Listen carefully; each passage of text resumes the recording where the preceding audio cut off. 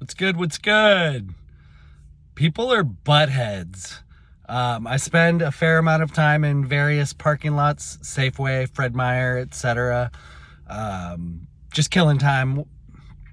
And I get door dinged a lot.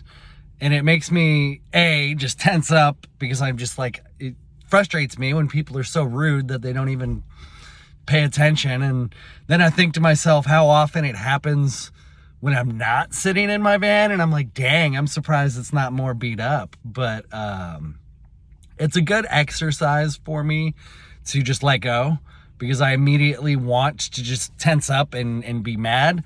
So then I just tell myself, just let go. Just let go. It's whatever. It is what it is.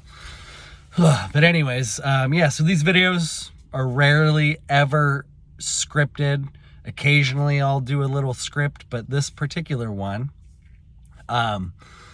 it's not scripted, so let me just jump into it. Maybe you should stop watching porn. In this, I want to non-judgmentally put this video out there, because that was something that had been in my brain for the last few years, actually. I think a few years ago is when it started becoming popular to talk about the effects of pornography, in addition to the murky levels of consent, we'll say, around people within the pornography industry. I don't know enough to diatribe on that subject, but it is becoming increasingly talked about that the consent is gray, we'll say. And my personal sort of thought is, when you have addictions and other things at play, it does erode agency, and which then leads to, like I said, the gray consent. And so my thoughts are, I have a lot of thoughts. Let me try and get more specific. So a few years ago, it started becoming common to talk about those things. The other thing was the implications or the effects of pornography on our brains. And I think it affects both men and women in similar ways, but maybe slightly different ways. But overall, I think the effects are not good. And as I say all of this, I do not think it should be illegal. If you're new to my channel, I'm an anarchist. I believe the stateless society is the ultimate objective of humanity. So I'm not saying it should be illegal, but what I am saying is we should raise awareness to the issues and make conscious decisions in our lives. So for like me, for example, I've decided to just quit. It was about a month ago. So I just stopped watching pornography. It hasn't been that hard yet, but I've never really struggled with porn. Like, I'm not someone who I think about, I can't wait to get home and watch porn. For me, it was more of a self-soothing sort of thing, I think.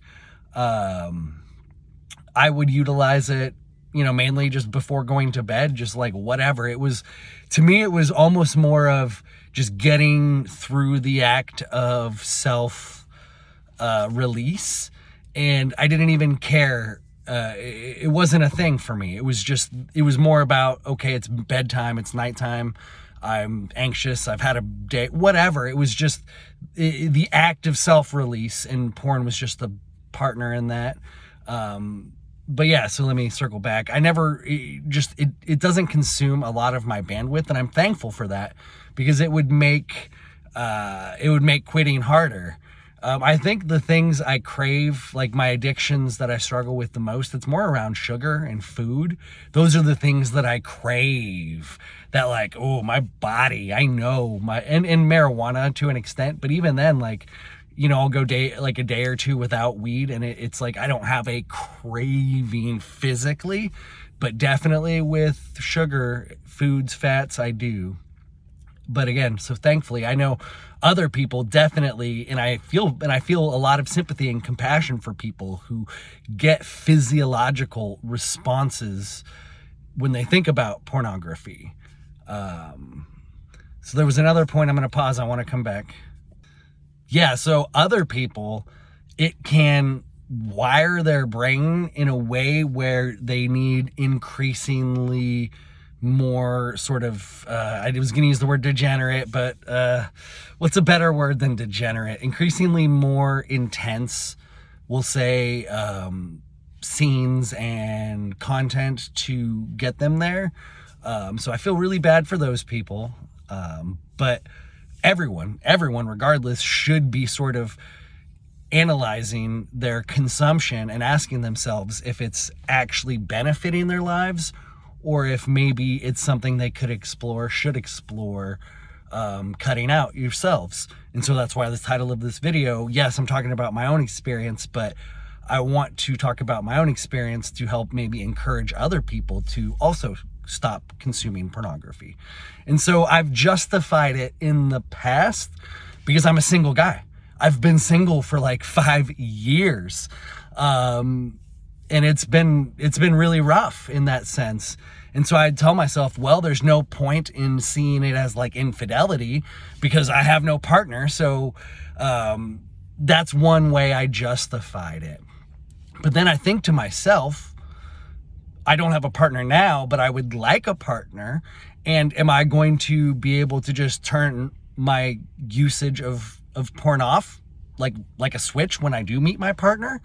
And so I had to ask myself, well, do I want to put myself in that position where I should just turn it off like a switch, or should I already be in a place in my life where I'm not consuming it so I don't even have to worry about it? Because I can see a case for how it could be considered infidelity or cheating of some kind. And then I thought to myself too, it's like, this is energy that I should be giving to my wife. And if I don't want to give that energy to my wife, right, my future wife, right? So I'm thinking about when I do have it, then it's something that I should be transmuting. And that's a word that I used in my previous videos. And we're going to say transmuting and alchemizing way more in the popular lexicon moving forward. I bet you anything. Because literally semen retention is a form of sexual transmutation. And I'm not even saying that's what I'm doing or what you should do. It's something you should explore maybe at some point in your life. But when you are in a relationship and your partner is not in the mood, but you are, that energy exists within you. And so then you have to ask yourself, do you want to just like flush it away, essentially, just like jerk off and flush it away? Or can you use that energy? And I think this is what men do. It hasn't been talked about like directly or explicitly, but men, instead of, going and self-releasing, they'll go work on their projects, their hobbies. They'll take that energy and they will use it for good instead of just wasting it. And so that's where I'm at in life, where I think to myself, I don't want to have to just worry about quitting porn when I find someone. I want it to just not be an issue once I've met them. So then I can just tell them, yeah, I stopped watching porn X number of months. Hopefully it's months, because I quit like a month ago. So hopefully I don't have to say years when I meet my wife. I don't want to wait years more to meet her. And I think also, the last point I'll make, and then I'll end the video. Thank you for watching. Please like, comment, share, subscribe, etc. But the last point I want to make is that I've noticed since quitting,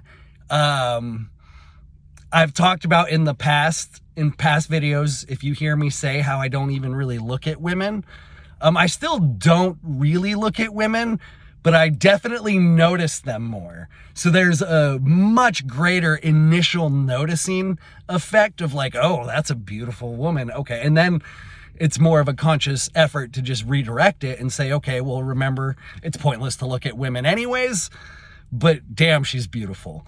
And so my natural attraction drives are increasing, which is good, because that's a good natural energy to have and to harness and to direct. And so my porn usage and frequent self-release, self-soothing, it was diminishing in a way my potential.